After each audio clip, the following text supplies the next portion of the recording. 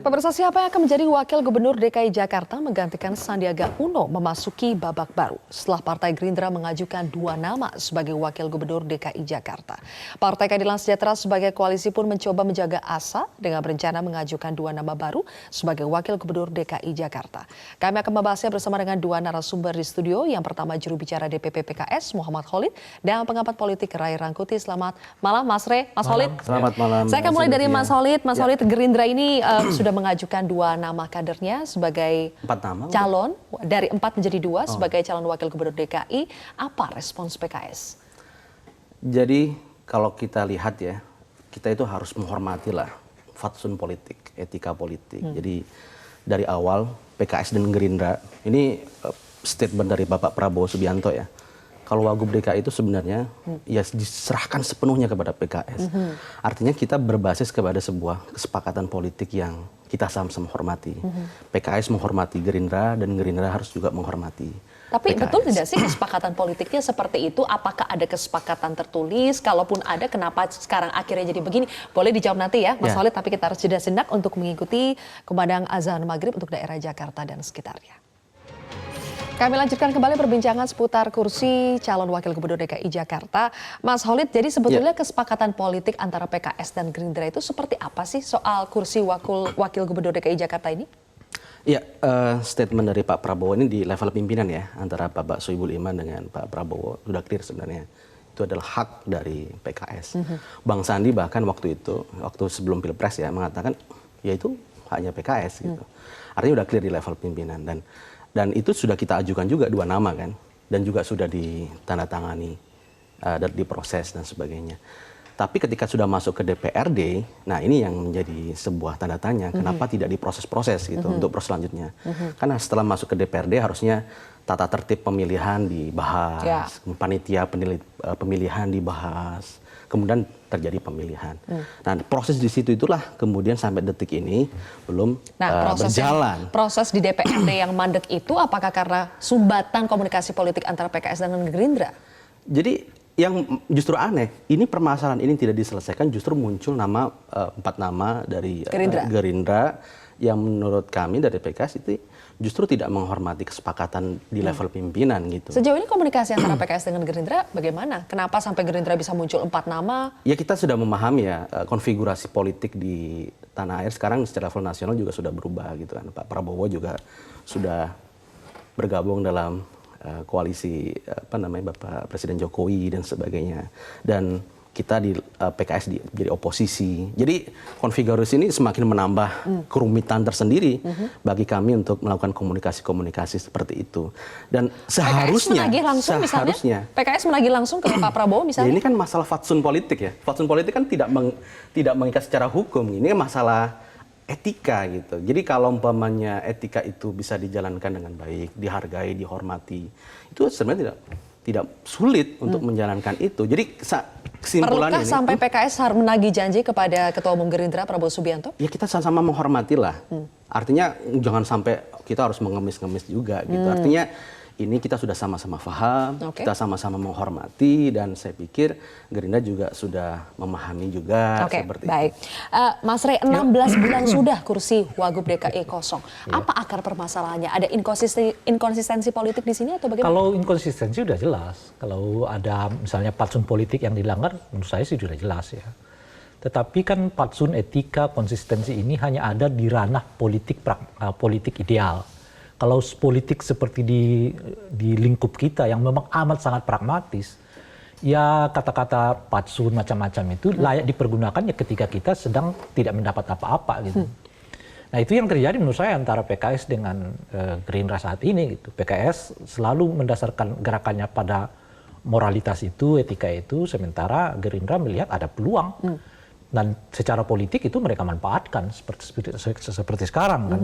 Saya pikir masalah selain tentu saja komunikasi antara PKS dengan Gerindra yang sedikit agak rumit, tetapi pada saat yang bersamaan PKS juga tidak membangun komunitas di lingkup DPRD-nya. Hampir semua lingkup DPRD itu sekarang merapatnya ke Gerindra, itu menurut saya gitu. Jadi PKS itu memang tersendiri.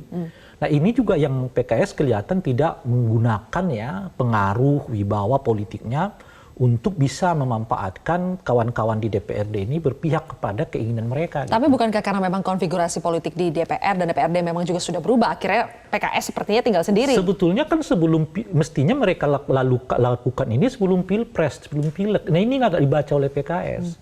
PKS itu masih menganggap nanti setelah Pilpres pun nggak ada masalah. Justru akan makin masalah.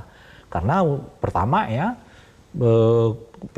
Gerindra makin kuat posisinya di DKI Jakarta. Kedua, konfigurasi politik nggak ada perbedaan di tingkat nasional, itu juga akan berubah di DKI Jakarta gitu. Misalnya, katakanlah misalnya ya, Prabowo tidak merapat ke kubunya Pak Jokowi, tetapi di daerah sendiri itu pasti akan berubah pasca Pilpres ya, pasca Pileg macam-macam dan seterusnya gitu. Nah oleh karena itu sebetulnya kesempatan emas PKS-nya itu sebelum Pilpres, di situ mereka mestinya menekan tanda kutip ya Gerindra saat itu untuk memastikan dua nama mereka itu digodok segera di DPRD gitu. Okay. Nah justru masalah utamanya kan terlihat Gerindra yang tidak terlalu proaktif ya untuk mengusung dua nama ini sebelum Pilpres itu. Nah sekarang ya makin longgar gitu loh. Orang makin lihat bahwa peluangnya makin besar kepada Gerindra. Okay. Pertama karena nama-nama yang mereka sodorkan sangat populer di tengah masyarakat. Ya. Ada Ahmad Riza Patria, ada Ferry Juliantono. Saya pikir dua nama yang cukup populer karena seringkali diperkenalkan kepada publik. Gimana itu Mas Solid? Apakah PKS telat membaca situasi? Enggak, saya mau sedikit koreksi terkait statement Mas Ray. Mas Ray, kalau kita lihat sebenarnya justru dari awal PKS sudah mendorong itu ya dengan dua nama. Jadi setelah Mas Sandi turun dari posisi Wagub, kemudian kita langsung mengajukan nama dan kita sudah melakukan lobby ke seluruh fraksi. Karena itulah kemudian surat dari Gerindra juga keluar saat itu. Kemudian kita proses, Pak Gubernur Anies juga menyetujui itu. Tapi memang ada proses-proses politik inilah yang kemudian menjadi kita memposisikannya menjadi semakin sulit gitu. Karena kita melihat bahwasanya hak PKS ini itu harus sesuatu yang kita sama-sama pahami sebenarnya. Dan PKS melakukan komunikasi itu secara intensif bukan hanya ke Gerindra, ke semua partai-partai politik yang lainnya. Anisnya gimana? Mas Anies menyetujui dari dua nama itu untuk kita ajukan gitu. Walaupun sebenarnya Mas Anies ini punya peran strategis. Kan begini loh. Punya peran strategis untuk memecah kebuntuan ini. Iya, saya setuju. Itu yang bisa dilakukan oleh Mas Anies sebagai gubernur. Itulah persoalannya kan. Kalau semua prosedur yang mestinya dilakukan oleh PKS sudah dilakukan, tapi ini kok nggak selesai-selesai. Ya. Jadi kan ada masalah. Ada kan? apa sebetulnya? Apa komitmen mereka itu sebatas lisan saja, kan kira-kira gitu. Termasuk dalam hal ini Gubernur Anies. Anies sendiri keberpihakannya seperti apa? Mestinya kan kalau sebetulnya dia coba endorse sedikit saja, misalnya saya setuju dengan pilihan dari Gerindra atau pilihan dari PKS, saya pikir sedikit banyak akan mengubah konstelasi. Setuju, nah sayangnya saya setuju di sini. dengan Bung Anies sendiri pun bersikap seperti netral. Kalau Anda membaca posisi dari Anies, saya kira Anies happy saja, nggak punya wakil gubernur. Sudah 16 bulan ini tidak ada. Karena wakil begini gubernurnya. loh, Anies ini kan sama sekali nggak punya partai. Nanti datang wakil gubernurnya dari partai. Bagaimanapun ya, ini politik ya. Ini gubernur akan dengan sendirinya bersaing secara popularitas dengan wakil gubernur. Baik. Nah ini yang mungkin juga dijaga oleh Bung Anies, jangan sampai ada kekuatan lain, bintang lain ya di luar dirinya yang mengakibatkan. Jadi maksudnya menikmati saja dirinya, kesendiriannya. Gimana, Mas Solid? Mbak Zilvi, sebenarnya ada dua pihak yang sangat strategis bisa menyelesaikan ini. Yang pertama adalah Mas Anies. Karena dia adalah gubernur dan wakil ini sangat penting buat dia gitu, sehingga dia bisa membangun komunikasi ke semua partai. Yang kedua ya dari Pak Prabowo sendiri. Ya, selama ini Pak Presiden PKS juga selalu terus melakukan komunikasi itu.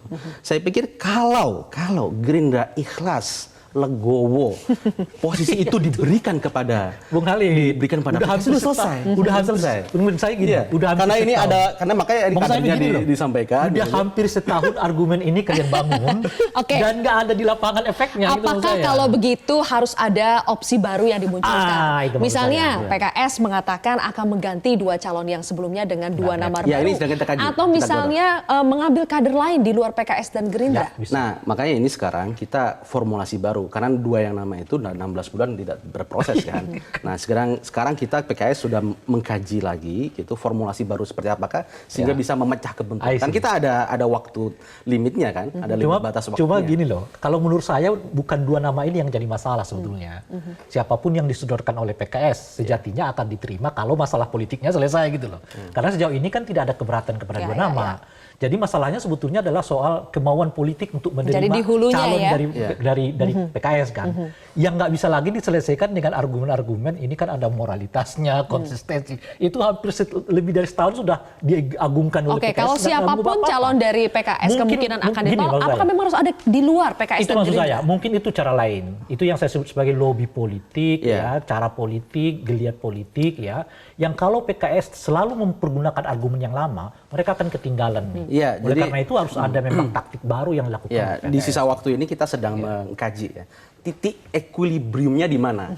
Nah, ini sedang kita kaji dan apa yang dilakukan oleh teman-teman dari Gerindra juga sedang kita kaji gitu. Dan ini kita akan mencari mana nih titik keseimbangan sehingga bisa menjadi win-win juga untuk semuanya sehingga ini bisa diproses di DPRD. Artinya apa yang disampaikan oleh Mas Reni sudah kita kaji juga gitu. Tapi kalau kita berpikir partai politik kan juga berpikir ideal juga. Kalau secara ideal kita berpikir apa? Moralitas. Moralitas itu apa? Konsistensi. Maka di sini sebenarnya kita meminta katakanlah Bapak Gubernur Anies Baswedan dan Bapak Prabowo bisa menjadi memecahkan kebuntuan ini sebenarnya. Dua tokoh itu ya? Iya, dua tokoh Oke, terakhir Mas Rey, batas akhir kursi Wagub ini kan kosong bisanya itu sampai 18 bulan sebelum masa jabatan Anies berakhir. Dan kalau saya hitung-hitung itu berarti April 2021. Apakah bisa sebelum batas waktu itu Wagub DKI kursinya diisi? Bisa, menurut saya, tapi potensinya nggak ke PKS. Saya membacanya potensinya ke Gerindra. Kalau PKS cara berpolitiknya masih seperti ini. Berarti ujung-ujungnya apakah PKS yang akan mengalah atau bagaimana nih? Bisa mengalah atau bisa dikalahkan. Sangat mungkin tuh. Dua-duanya gitu. Bisa negosiasi ulang, oke, nggak kita terima, tapi apa imbas politiknya ke PKS, bisa begitu kan? Atau mau tidak mau ya ditinggalkan oleh partai-partai yang lain di dalam pertarungan ini gitu. Tapi kalau pertanyaannya apakah bisa? Cuman apakah PKS yang terdapat, kalau gaya mereka seperti sekarang, saya nggak yakin. Gimana, Mas Solid? Ya, Apakah akan ada gaya yang berubah dari PKS? Ya, tadi kita sudah sampaikan, kita sedang mengkaji strategi atau opsi yang baru ya. Sehingga ada titik equilibrium. Karena dalam politik memang kita tidak bisa mematok hal yang sangat ideal sekali. Kata Mas Rey tadi, udah 16 bulan nih idealnya PKS belum berjalan. Oke, kita akan membuat skema baru, titik equilibrium, mana yang bisa menjadi solusi bersama. Sedang kita kaji bersama. Jadi ya, saya pikir ya teman-teman Gerindra juga ya bisa melihat ini sebagai Tapi sebuah apakah PKS solusi. akan tetap bertahan, Mas, sampai titik darah penghabisan misalnya untuk tetap Kita akan mencari titik yang paling optimal. Titik yang paling Gini loh. optimal. Haruskah dari PKS? Memang Ya tentu dong. Maksud saya, tetap akan bertahan di situ? Kita akan mencari titik yang paling optimal. Dua-dua partai ini punya kekuatannya. Ya. Secara moral, ya etik, PKS tentu saja diuntungkan kan. Tapi secara pergaulan politik, Gerindra diuntungkan. Makanya kan Gerindra nggak begitu mudah juga. Kita akan lihat taktik baru dari PKS seperti apa. Terima Ya, kasih ya. Mas Oke. Muhammad Khalid dan juga Ya. Mas Rey Rangkuti Siap, telah siap. bergabung bersama Ya, ya. kami.